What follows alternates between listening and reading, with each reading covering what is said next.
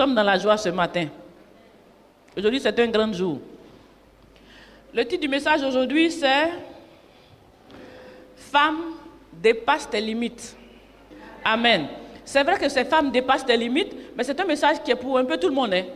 Ce n'est pas que les femmes qui ont besoin de dépasser leurs limites. Hein. Tout le monde a besoin d'aller de l'avant. N'est-ce pas? Tout le monde a besoin de prospérer, d'aller plus loin. N'est-ce pas? Donc, le message, c'est simplement « Femme, dépasse tes limites » parce que c'est la fête des femmes.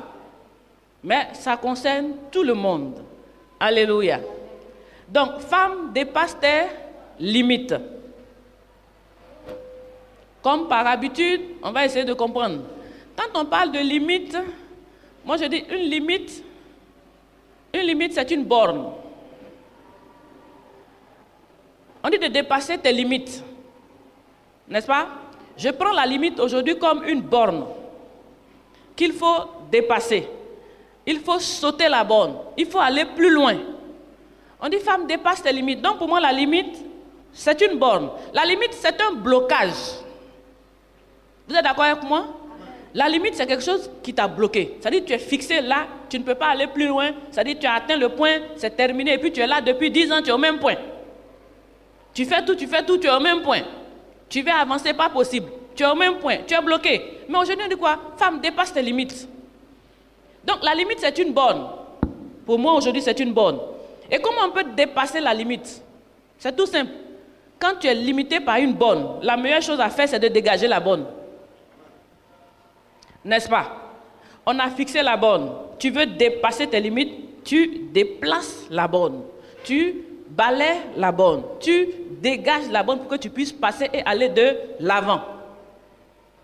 Donc, la borne, ça peut être un préjugé. On dit femme dépasse tes limites. Hein? La borne ici, ça peut être un préjugé. Qu'est-ce que je veux dire par préjugé? Supposons, tu es une femme, à partir de 30 ans, on te dit que c'est difficile de trouver un mari. Vous voyez, non? Ça, c'est une borne terrible. Dès que tu commences à approcher 30 ans, les filles commencent à avoir peur. Le cœur commence à battre. Je n'ai pas trouvé de mari. Il paraît qu'après 30 ans, c'est compliqué. Donc déjà, à 30 ans, ça commence à avoir peur. Donc, il y a une borne qui est là, il y a un préjugé qui est là. On dit qu'à partir de 30 ans, c'est difficile d'avoir mari. Donc, à 30 ans déjà, tu commences à trembler. Tu as tourné un peu partout, à gauche, à droite. Donc, tu sais ce que tu as fait. Amen. Pendant qu'on te proposait où tu étais bien belle, bien jolie, bien pimpante, là, tu croyais que c'était la fin du monde. Tu faisais le malin. Maintenant, tu approches 30 ans, les gars aussi, ça regarde les plus jeunes. Parce que tu t'entends de te dépasser, là. N'est-ce pas? Ton temps est en train de passer. Le visage, les rides commencent à apparaître, enfin, les sillons, là, un peu. Le corps commence à tomber un peu. Tu ne brilles plus comme avant. Tu fais tout, un maquillage, mais c'est difficile, ça commence à devenir un peu dur. Donc, les gens réfléchissent, disent, à partir de 30 ans, fais attention, tu vas rester. Donc, la borne est là, le préjugé est là. À ce stade-là, on dit, mon cher, si tu n'as pas pris celui qui s'est présenté, si tu as laissé ça, peut-être c'est ton dernier là qui est là. Donc, les femmes, à partir de cet âge, on est vraiment... Alors que c'est un préjugé. N'est-ce pas? C'est une limite qu'on s'est fixée, mais c'est un préjugé. Il y a des femmes qui se sont mariées à 50 ans, même à 60 ans. Et elles sont restées toujours belles. C'est-à-dire, la beauté, là, aujourd'hui, elle est relative. Toi, tu penses que tu n'es pas encore belle, mais il y a quelqu'un qui va te voir, il va te trouver tellement brillante. Pour toi, pour lui, il n'a jamais vu d'aussi belle femme. Pendant que toi, tu te regardes, tu dis, moi, il dit, mais oui, toi, ma chérie. Donc, c'est des préjugés. Donc, dépasse tes limites aujourd'hui. Il faut dépasser certaines bornes. Il faut les déplacer. Donc, je dis, la limite, les bornes, ça peut être des préjugés. On en reviendra. Ça peut être des tabous. Ça peut être même une loi. On va en venir tout à l'heure. Il peut même avoir une loi qui t'empêche d'évoluer. Une loi qui t'empêche d'aller plus loin. Une loi qui te fixe à rester là où tu es. Mais aujourd'hui, on dit femme, il faut dépasser tes limites. Ça dit femme, il faut bouger même les lois. vous allez voir que c'est possible avec le Seigneur. Donc les bornes, ça peut être des lois, ça peut être toute situation négative. Pour moi, tout ce qui est négatif est une borne qui m'empêche d'évoluer. Et je combats tout ce qui est négatif. Parce que je dois avancer, je dois prospérer, je dois réussir, je suis une bénédiction, c'est ce que Dieu a dit. Donc tant que Dieu m'a assuré que je serai la tête et non la queue, tout ce qui vient pour m'empêcher d'être la tête est une borne que je dois combattre. Je refuse ce qui est négatif. Je refuse ce qui n'est pas de Dieu. Et Dieu n'a de bonnes choses que pour moi. N'est-ce pas? Dieu n'a de bonnes choses que pour ses enfants. Donc on dit dépasse tes limites. Donc tu vas dépasser tout ce qui t'empêche d'évoluer. Et je dis quoi? Ce sont des bornes négatives. Tout ce qui t'empêche d'être épanoui est une borne négative que tu dois déplacer. Tu dois identifier et puis maintenant déplacer pour pouvoir te surpasser pour arriver à autre chose. Lisons la parole. On va lire Nombre 27, versets 1 à 9. Les filles de Sélopchad, fils de Épher, fils de Galaad, fils de Maki, fils de Manassé, des familles de Manassé, fils de Joseph, et dont les noms étaient Machla, Noah, Ogla, Milka et Festa, s'approchèrent et se présentèrent devant Moïse, devant le sacrificateur Éléazar et devant les princes et toute l'assemblée à l'entrée de la tente d'assignation. Elles dirent: notre père est mort dans le désert. Il n'était pas au milieu de l'assemblée de ceux qui se révoltèrent contre l'Éternel, de l'assemblée de Corée, mais il est mort pour son péché et il n'avait point de fils. Pourquoi le nom de notre père serait-il retranché du milieu de sa famille parce qu'il n'avait point eu de fils? Donne-nous une possession parmi les frères de notre père. Moïse porta la cause devant l'Éternel. Et l'Éternel dit à Moïse: les filles de Sélopchad ont raison. Tu leur donneras en héritage une possession parmi les frères de leur père, et c'est à elles que tu feras passer l'héritage de leur père. Tu parleras aux enfants d'Israël et tu diras: lorsqu'un homme mourra sans laisser de fils, vous ferez passer son héritage à sa fille. Au verset 9, s'il n'a point de fille, vous donnerez son héritage à ses frères. Alléluia. Je dis quoi? Aujourd'hui là, on dit femme dépasse tes limites. Donc la limite peut être une loi. Dans cette situation-là, en Israël, quand un homme meurt, quand un papa est décédé, l'héritage c'est pour ses enfants garçons. Donc c'est pour ses fils. On ne donne pas l'héritage aux filles. Quand il est mort, c'est fini. S'il n'a pas eu de fils, c'est fini. L'héritage c'est pour les frères qui vont prendre, mais les filles n'ont pas droit à l'héritage. Donc voilà une famille. On appelle les filles de Télopchad. Elles étaient 5 filles. Leur papa est mort. L'héritage est là. La loi dit quoi? Elles n'ont pas droit à l'héritage parce qu'elles sont des filles. Quelle histoire ça? Tu as demandé à être femme? Non. Tu es venue femme. Ton papa a travaillé, il a laissé un héritage.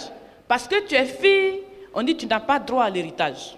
Et ça, c'est ce qui se faisait depuis tout le temps. Donc, on dit quoi? Les filles, là, c'est 5 filles.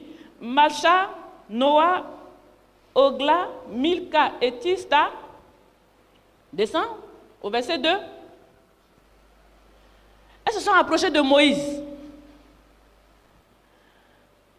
Devant l'assemblée, elles se sont présentées devant Moïse. Descends encore le prochain verset. Verset 3. Elles disent quoi? Notre père est mort dans le désert.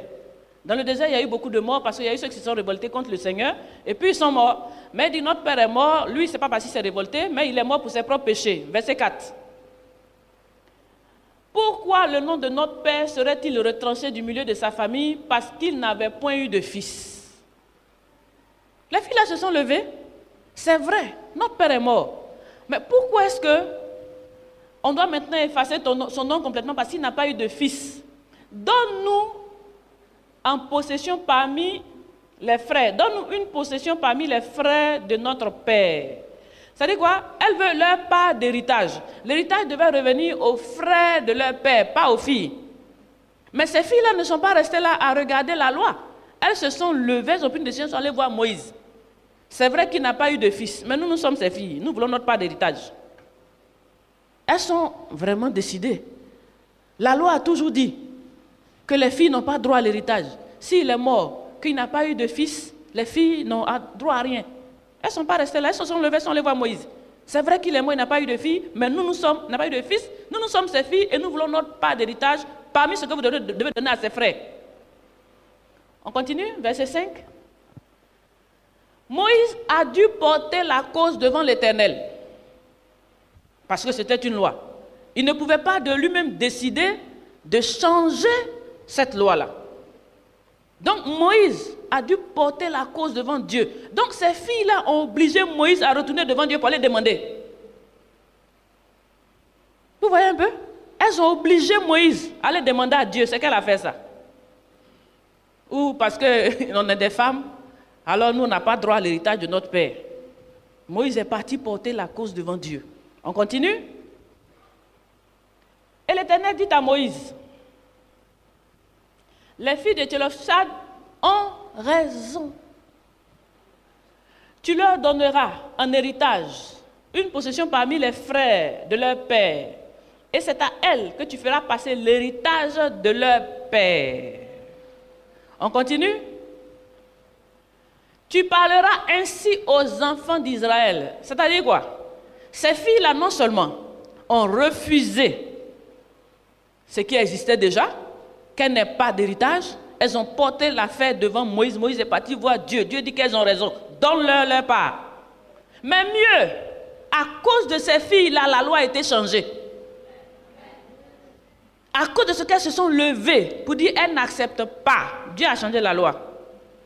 On dit quoi? Tu parleras maintenant aux enfants d'Israël et tu diras, lorsqu'un homme mourra sans laisser de fils, vous ferez passer l'héritage à sa fille. Amen. Amen. Alléluia. Même quand c'est une loi, il y a possibilité de la changer. C'est ça que je dis quoi, femme, il faut dépasser tes limites.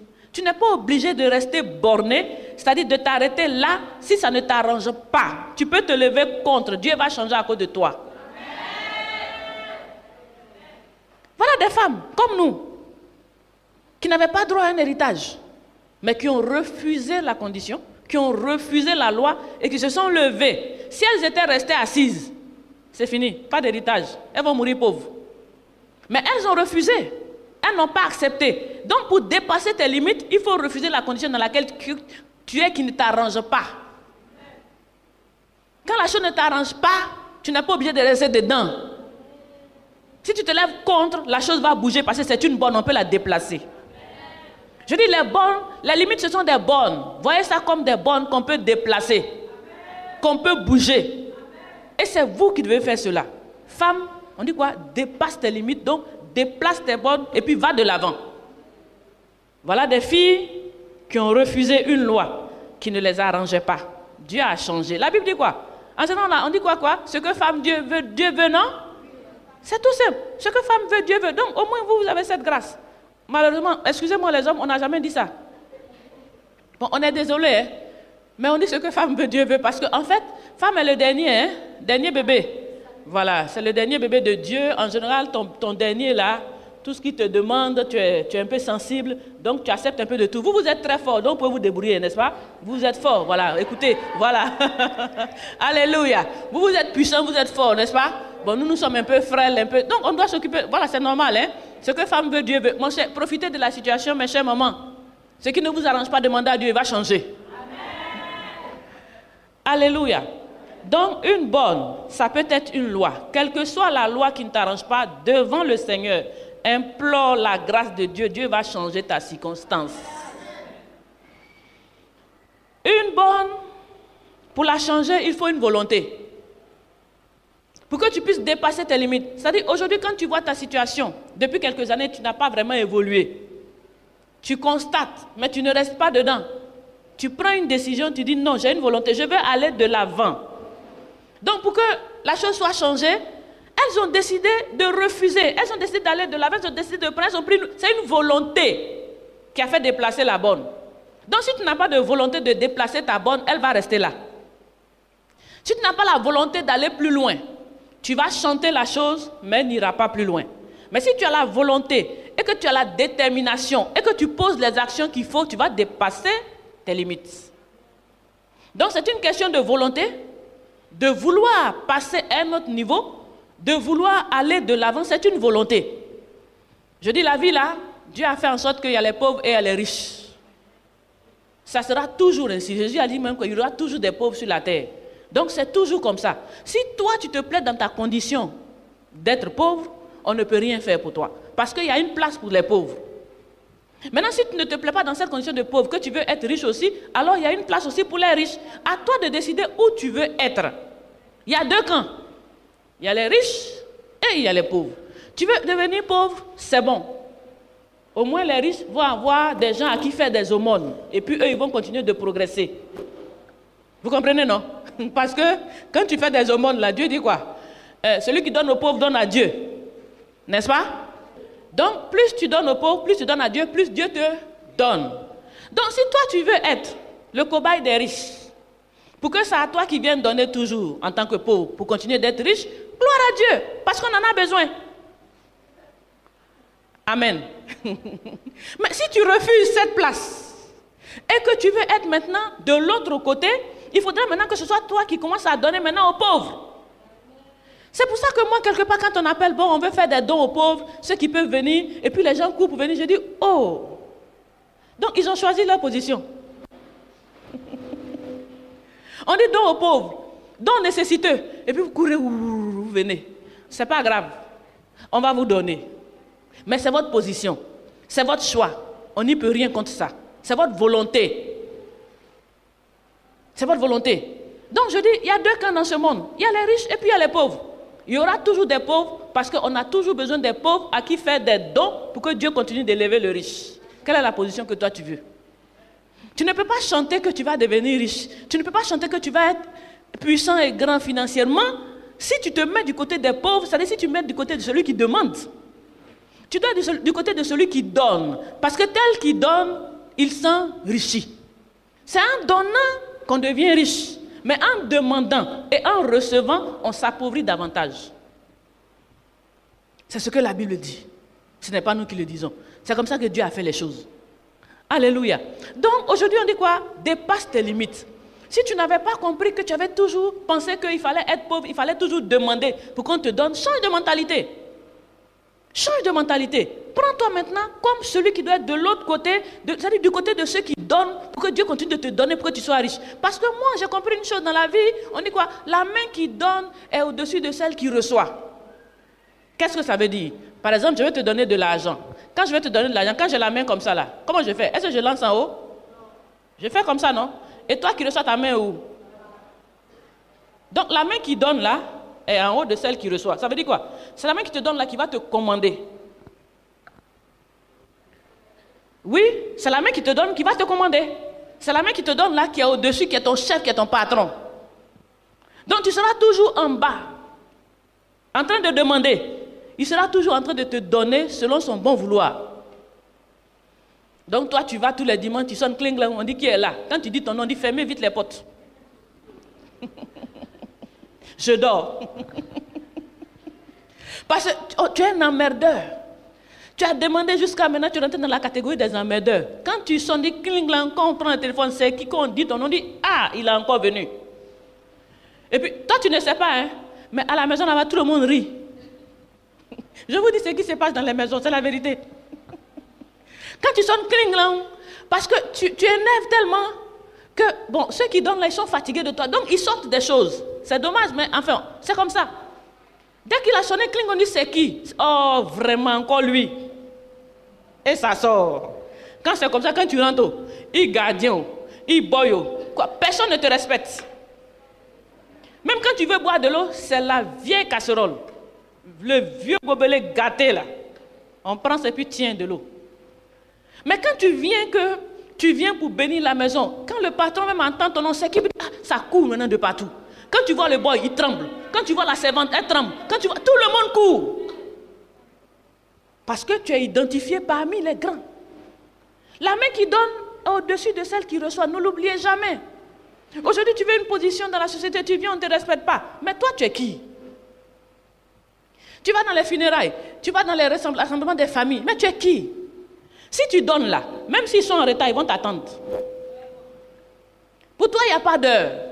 Je vous dis la vérité. Pour toi, il n'y a pas d'heure. Ils n'ont qu'à être en retard. Comment? Quand tu viens, ils vont sourire. Alléluia. N'est-ce pas? La main qui donne est au-dessus. Donc, choisissez votre position.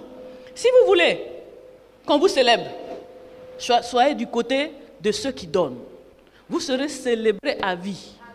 Parce qu'il y aura toujours des gens qui viendront pour vous célébrer, parce qu'ils en ont besoin. Il y en aura toujours. Donc, aujourd'hui, nous sommes venus quoi? Pour déplacer les bornes. Déplacer une borne, c'est une volonté. Je dis qu'une volonté de quoi? De passer à un autre niveau. Une volonté de changement. Et c'est possible. Avec une détermination, c'est possible. Et en posant des actions concrètes. Ces filles-là se sont levées, elles sont allées voir Moïse. Elles ne sont pas restées à la maison pour critiquer. Ah, depuis longtemps, quand même, nous sommes les filles de notre papa. Il a de l'argent, ils sont jaloux, ce sont des sorciers, ils ne font rien pour nous, ils veulent bloquer notre héritage. Tout genre de raisons. Elles ne sont pas restées là, ça. Elles se sont levées, elles sont parties affronter la situation et puis elles ont gagné. Donc je dis quoi? On déplace avec la volonté, la détermination et le courage. Et sache qu'avec Dieu, rien n'est impossible. Quand Dieu est de ton côté, rien ne te sera impossible. Avec Dieu, ça réussit quoi? Toujours. Amen. Il y a une autre histoire aussi dans la Bible. On parle de l'histoire de la reine Esther. Lisons Esther 4, versets 15 à 16. Esther envoya dire à Mardochée, va, rassemble tous les Juifs qui se trouvent à Suisse et jeûnez pour moi, sans manger ni boire pendant 3 jours, ni la nuit, ni le jour. Moi aussi, je jeûnerai de même avec mes servantes, puis j'entrerai chez le roi. Malgré la loi, et si je dois périr, je périrai. Alléluia. Donc, quand vous lisez l'histoire de la reine Esther dans la Bible, une situation où on devait exterminer tout un peuple, détruire tous les Juifs, on devait les tuer. C'était une loi, un décret avait été pris pour détruire tout le peuple juif. Voilà une reine, une femme qui s'est levée contre cette décision et puis qui a fait changer la loi. C'est ça que je dis quoi? Femme, dépasse tes limites. Donc Esther s'est levée. On dit ce jour-là, ça dit, tant que tu n'as pas été invité par le roi, tu ne peux pas rentrer chez le roi. Si tu rentres, que tu n'as pas été invité, on te tue. Ça, c'est de ça qu'il s'agit dans la maison du roi. Donc Esther a regardé ces choses, elle a dit, bon, je vais rentrer chez le roi, on va me tuer. Je vais rester, on va tuer tout mon peuple. Qu'est-ce que je fais? Vous allez jeûner avec moi, vous allez prier avec moi. Mais j'irai. Si je dois périr, je périrai. Si je dois aussi sauver le monde, je sauverai les Juifs. Donc elle s'est levée et elle a affronté le décret. Elle s'est levée, elle a affronté la loi. Elle n'est pas restée couchée pour pleurer, pour dire, c'est fini, on va nous tuer. Elle a mis sa vie, comme on dit, en jeu. Elle a décidé de mourir pour changer une décision. Il y a des changements où tu dois prendre de grandes décisions.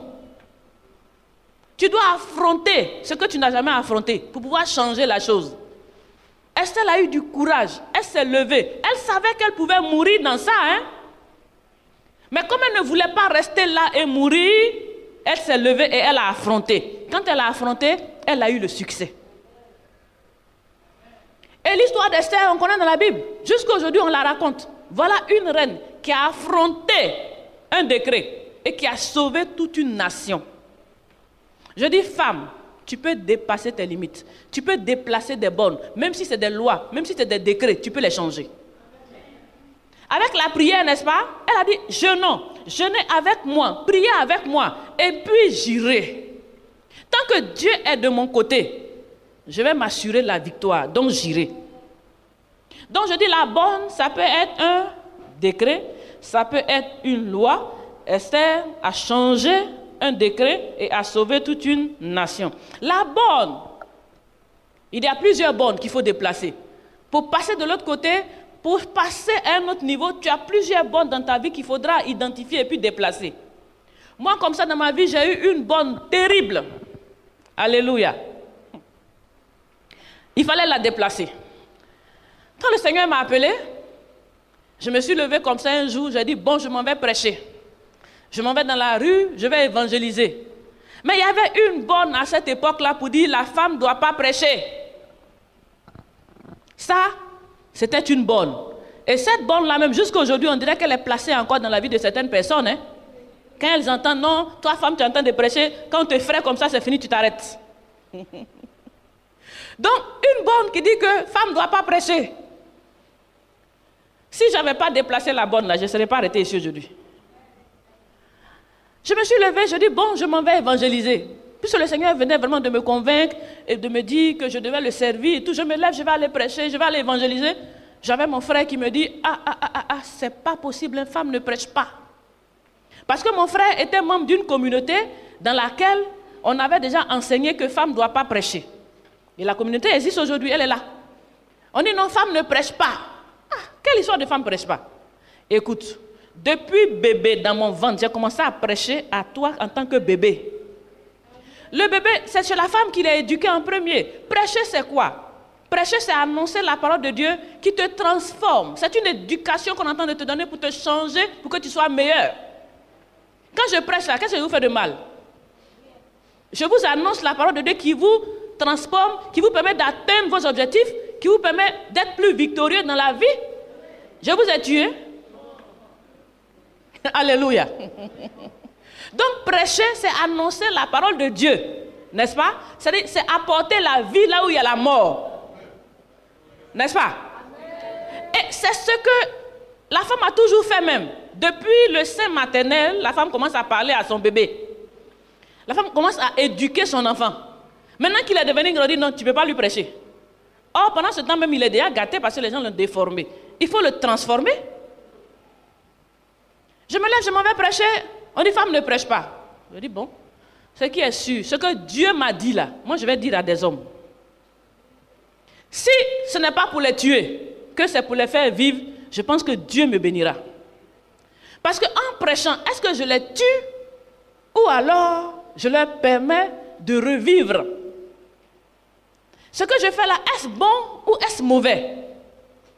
Dieu m'a convaincu que bien au contraire, ce que je faisais était très bon. Donc j'ai dit à mon frère, ce qui est sûr, je m'en vais évangéliser. Si Dieu veut, ceux que je vais évangéliser là, qui vont accepter Jésus là, s'il ne veut pas, il n'a qu'à les jeter. Alléluia. Amen. Vous voyez donc? Parce qu'on dit femme ne prêche pas. Je dis, ah bon? Bon, on va voir. Puis, regardez ce qu'ils sont devenus les gens. Regardez le monde, ce que c'est. Donc, je vais prêcher. Et on va voir le résultat à ce que je vais faire. Quand ils vont accepter le Seigneur, quand ils seront transformés, quand ils vont changer de vie, si Dieu ne veut pas les voir, parce qu'ils ont changé, il n'a qu'à les jeter. Vous voyez? Et je me suis levée. Ce jour-là, mon frère m'a dit, c'est tellement dangereux que je vais t'accompagner dans les rues. Je dis, bon, c'est que tu vas te lever parce que moi je m'en vais. Je me suis levée, je suis sortie. Effectivement, il m'a accompagnée parce qu'il avait vraiment peur. Parce que femme ne prêche pas. On est parti, je fais ce qu'il y avait à faire. Dans le temps, moi je rentrais dans les maisons. Je rentrais dans les maisons, je prêchais dans les rues. J'ai même prêché un jour sur un camion ici à la gare, à Renault. Je n'ai plus les photos. J'ai prêché ici un jour sur un camion à Renault, là. J'étais debout, en haut, puis je criais Jésus. On a fait aussi pour le Seigneur. Faites votre part.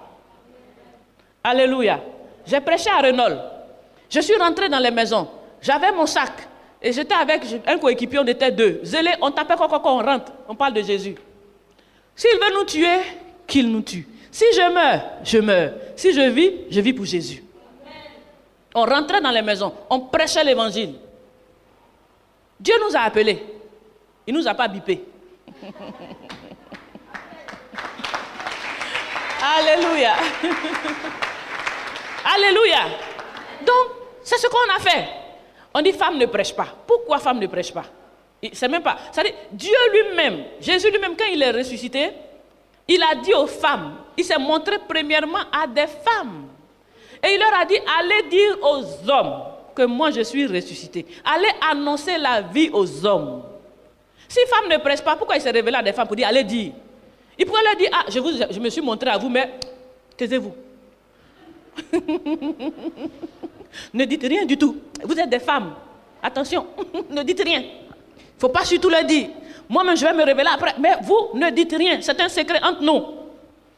Il s'est montré, il a dit quoi? Allez dire. Donc, allez annoncer. Je ne fais que le Seigneur, ce qu'il m'a dit. Le Seigneur est ressuscité. Je ne fais que annoncer la résurrection du Seigneur. Donc, où est le problème de dire femme ne prêche pas? Femme prêche. Parce que femme transfère. Femme donne la vie. Alléluia. C'est comme ça que j'ai ôté la bonne. J'ai balayé la bonne. J'ai poussé la bonne. Et puis je me suis mise à la tâche. J'ai commencé à évangéliser. J'ai commencé à prêcher. Aujourd'hui, je suis là et je bénis Dieu. Femme prêche. Enlevez cette bonne de votre vie. Et même cette église, où était mon frère, qui disait que femme ne prêche pas, quelques années après, ils ont commencé maintenant à consacrer des femmes pasteurs. J'ai appelé mon frère, viens. C'est quoi vous êtes en train de faire là? Est-ce que femmes prêchent? Ils ont consacré des femmes pasteurs. Et aujourd'hui, il y a des femmes pasteurs dans cette église qui enseignaient que femmes ne prêchent pas. Qui voulaient être ma borne, que j'ai refusée. Aujourd'hui, il y a des femmes pasteurs. Vous voyez? Donc, ne vous laissez pas limiter par des préjugés, par des présomptions, par des lois des hommes. Ne vous laissez pas limiter. Femme ne prêche pas, c'est une borne que vous devez dégager, vous les femmes, et commencer à évangéliser pour transformer la société. Vous ne voyez pas ce qui se passe autour de nous? Si nous ne prêchons pas, qui va le faire? Vous savez, les hommes, ils sont des prédicateurs, c'est vrai. Mais en général, les hommes, là, ils cherchent l'argent, ils sont occupés. La plupart de ceux qui viennent à l'église, c'est surtout les femmes. Hein. Quand vous voyez les communautés, là, il y a beaucoup plus de femmes que d'hommes. Vous n'avez pas remarqué? Il y a beaucoup plus de femmes que d'hommes. En général, quand les hommes, peut-être c'est les jeunes, oui, ils sont là et tout. Mais quand tu deviens un peu papa et tout, ça va se chercher, ils cherchent l'argent. Dieu a du mal à les attraper. Mais nous, là, disponibles pour le Seigneur. C'est-à-dire, nous, j'ai l'impression qu'on croit plus facilement. Vous n'avez pas remarqué ça? Qu'en tant que femme, on croit plus facilement à la parole de Dieu. Tout ce que Dieu nous dit, on croit plus facilement. Eux, en tout cas, ce n'est pas facile. Dieu a un problème avec eux. Donc, il faut qu'une femme soit convertie pour aller tirer son mari un peu pour qu'il vienne dans la maison de Dieu. Sinon, c'est difficile pour le Seigneur. Hein? Il a du mal avec eux. Donc, si c'est nous qui l'a trouvé, mais on fait le travail. Et puis nous, on va aller les attirer dans la maison de Dieu. Donc, vous là, évangélisez vos maris, faites-les venir à l'église. C'est votre devoir. Attirez-les dans la maison de Dieu. Si vous voulez avoir une vie paisible chez vous à la maison, sinon ils vont vous troubler avec les maîtresses. C'est la vérité. Hein? Ils vont vous troubler les deuxièmes bureaux. Parce que, n'étant pas proches de Dieu, ils vont tout faire. Tout ce qui n'est pas de Dieu. Parce qu'ils ne sont pas dans la maison de Dieu, ils n'ont pas la parole de Dieu. Donc, ils vont agir comme le monde agit. Or, si vous voulez votre paix, c'est à vous de faire en sorte qu'ils viennent écouter la parole de Dieu pour que Dieu les transforme.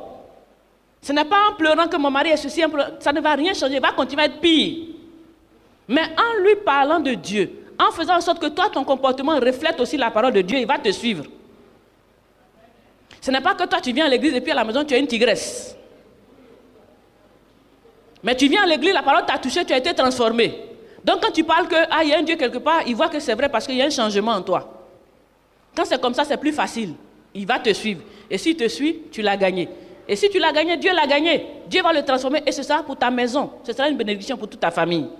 Donc c'est un devoir. Vous devez évangéliser vos conjoints pour les faire venir à l'église. Dieu a besoin d'eux. Amen. Il y a aussi des bornes qu'on doit déplacer. Ce sont les bornes de rancune. Ça, certaines personnes ont gardé rancune à vie à d'autres personnes.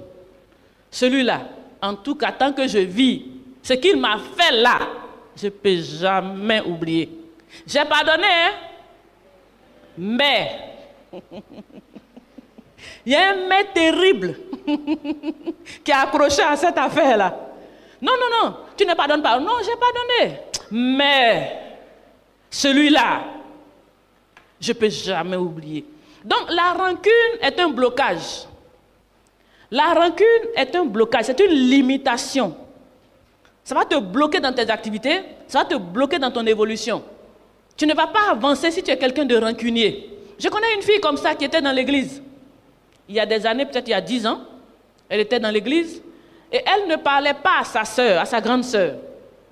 Il y avait une situation dans la famille et puis elle s'était séparée de sa sœur, donc elle a dit que plus jamais elle n'allait parler à sa sœur.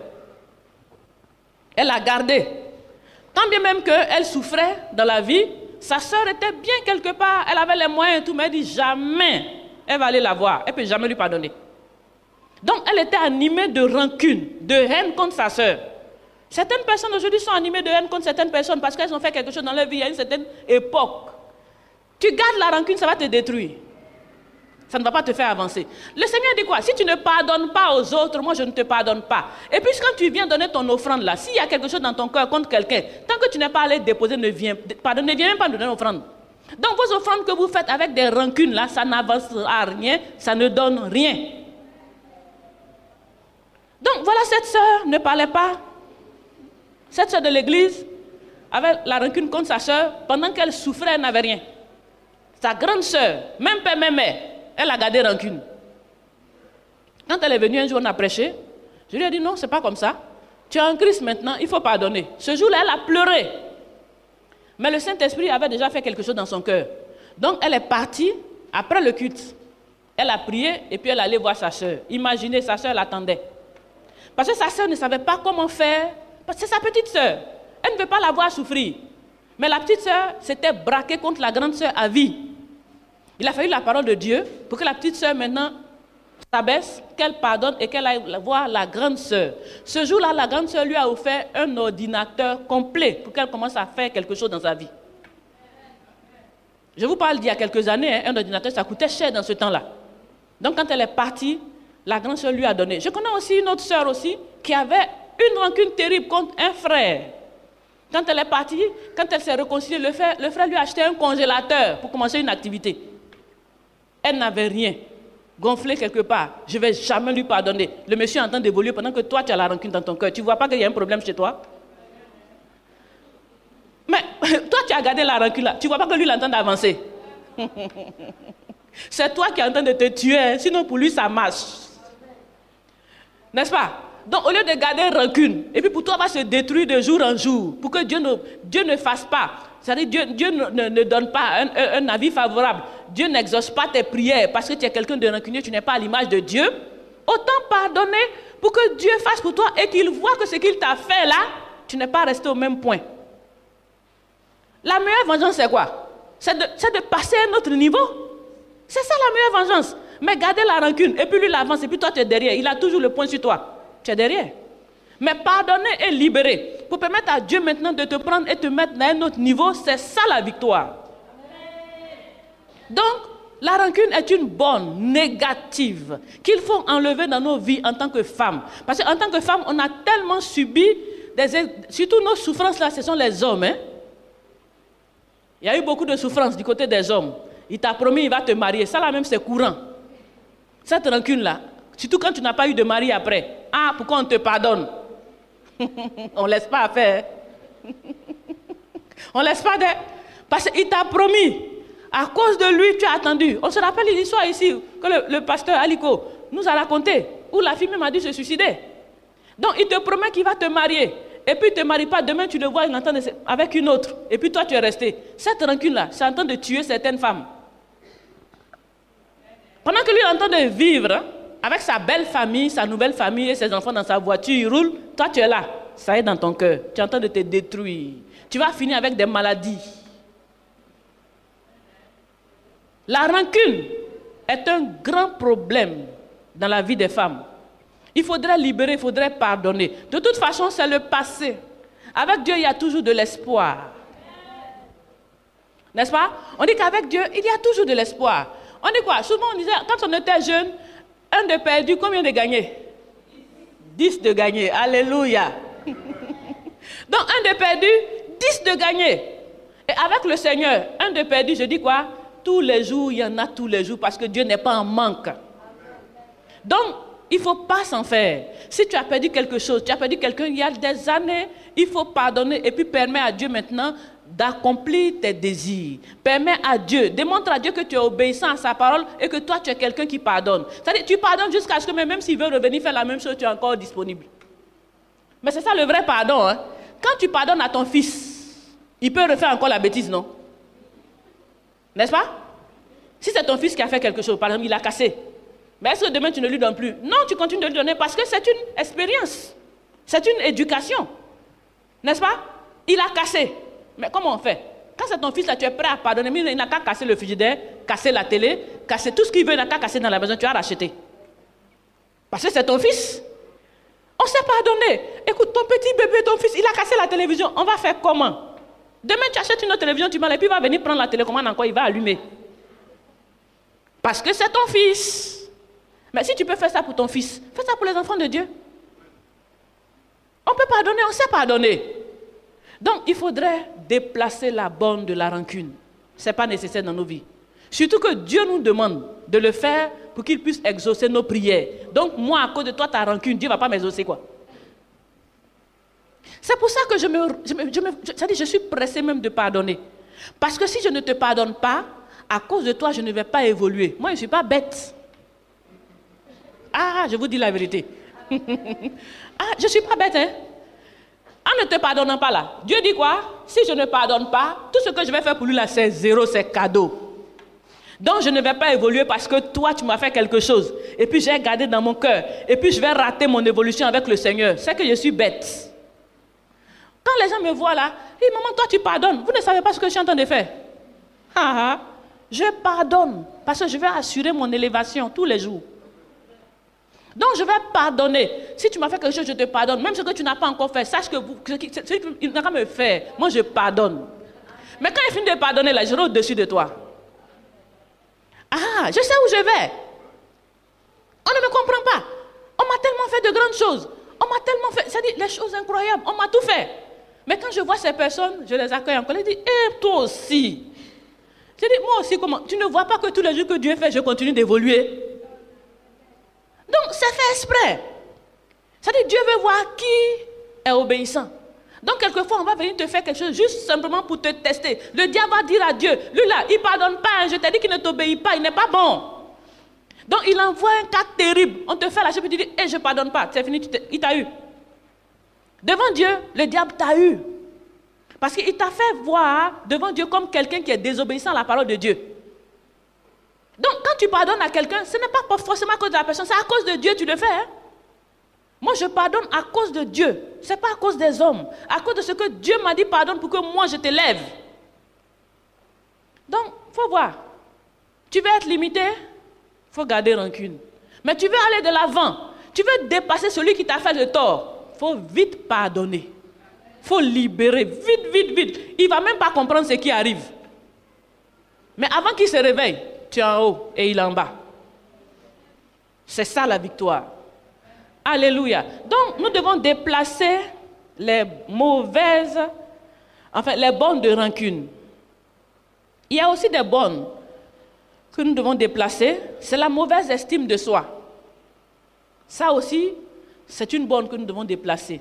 Certainement dans nos familles, quelquefois, comme on a été élevé par des marâtres ou bien je ne sais pas quoi, on nous a souvent dit que tu es bête, que tu ne réussiras pas, que tu es moche. Donc toutes ces choses-là sont en nous. Donc quand on est dans la société, on se croit inférieur.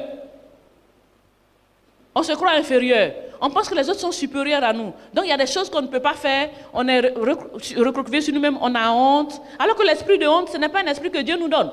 L'esprit de timidité, c'est un esprit que Dieu ne veut pas. Donc tu ne dois pas avoir honte de quoi que ce soit, tu ne dois pas être timide de quoi que ce soit, non. Tu dois au contraire croire ce que Dieu dit que tu es. Il dit quoi? Tu es une espèce d'une rare beauté parce que tu es à l'image de Dieu. N'est-ce pas? Je dis la beauté elle est relative. Peut-être tu n'es pas jolie pour celui-là, mais tu es trop jolie pour un autre. Quand il te voit, il ne peut pas dormir. Donc il ne faut pas te négliger. ne faut pas te sous-estimer. Tu es très belle, tu es très intelligente, en tout cas pour ton niveau. Tu ne dois pas te sous-estimer. C'est une bonne négative que de croire que toi, tu es venu pour accompagner les autres. J'entends de voir quelqu'un, certains disaient, avant moi, ma soeur même disait souvent, moi je n'ai pas de chance. Je dis, hé, moi je n'ai jamais de chance. Quelle histoire de chance? Quelle chance encore tu veux?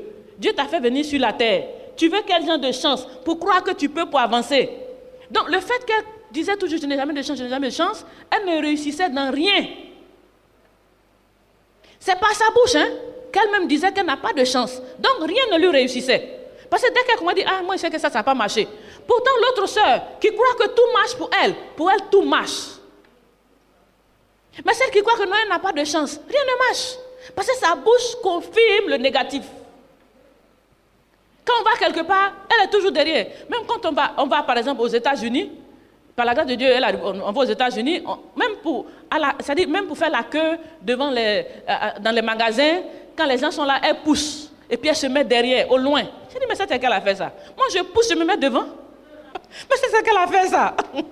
Ça dit, partout, non, enfin, non, il faut les laisser passer. Non, mais, ça c'est quoi ça? Donc, il y a des gens comme ça. Ils pensent que les autres sont supérieurs à eux. Donc, ils sont toujours derrière. Je ne dis pas qu'il ne faut pas être serviable. Hein. Moi, je suis très... Oui, quand il le faut, je le fais. Je vois des mamans, je me lève.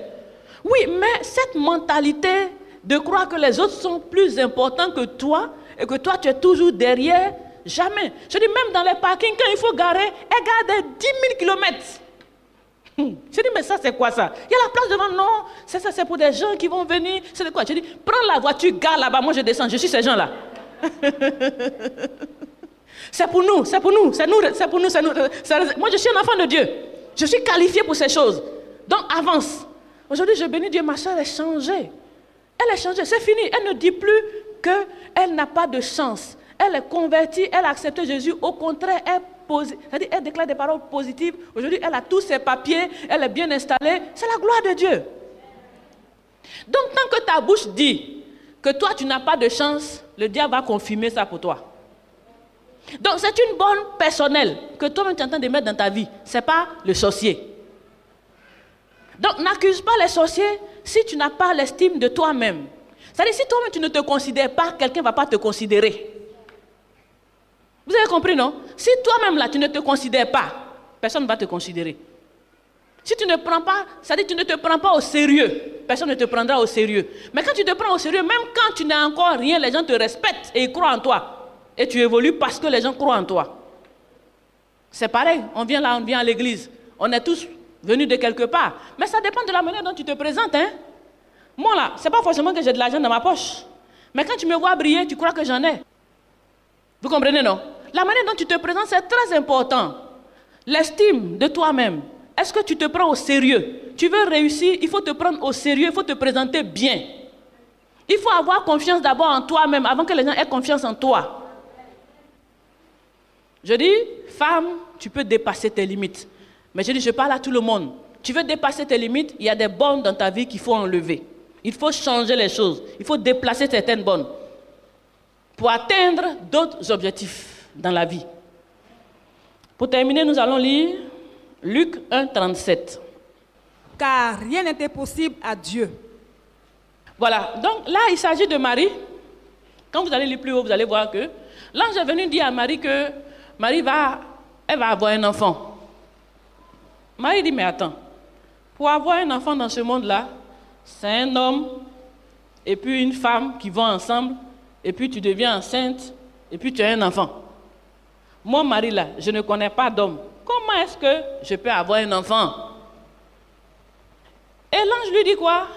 Rien n'est impossible à Dieu. Donc, en ce qui concerne le cas de Marie, une femme, Dieu a déplacé une bonne. C'est-à-dire, là où c'était un homme et une femme, pour faire un enfant, Dieu a fait que pour Marie, là, une femme seule a fait enfant. Amen. Vous n'avez pas vu que Dieu a changé les choses? C'est-à-dire, Dieu a changé l'ordre des choses. En ce qui concerne Marie, c'est par le Saint-Esprit qu'elle est tombée enceinte. Et on dit quoi? Rien n'est impossible à Dieu. Donc, quel que soit le blocage, quel que soit ce qui ne va pas dans ta vie, on dit rien n'est impossible à Dieu. Si Dieu peut faire en sorte que là où il n'y a pas eu d'homme, Marie tombe enceinte, toi, ton problème, c'est quoi? Ton problème est plus grand que celui-là? Ou sans Marie, on tombe enceinte et puis on fait enfant. Où Dieu a établi qu'il faut homme et femme pour faire enfant. Et puis en ce qui concerne Marie, femme seule fait enfant par la vertu de Dieu. Toi, ton problème, c'est quoi?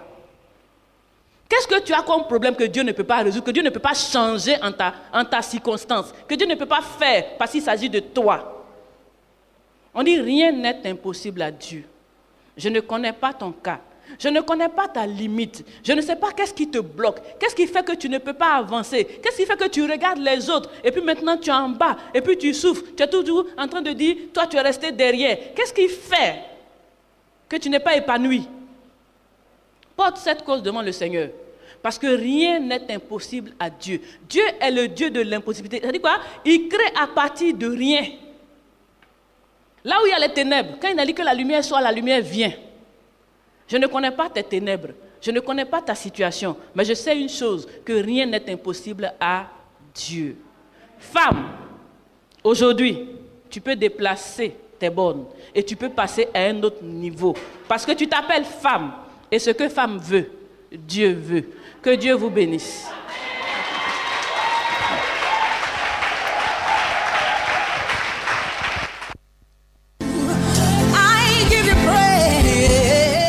Ce programme vous a été proposé par l'Église évangélique La Bénédiction, située en Côte d'Ivoire, en Abidjan, à Adjamé 220 logements.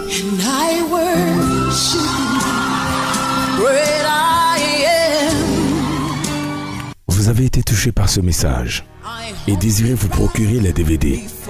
Contactez-nous au plus 225 40 15 89 32 04 42 15 55 www.labénédiction.com. Dieu vous bénisse.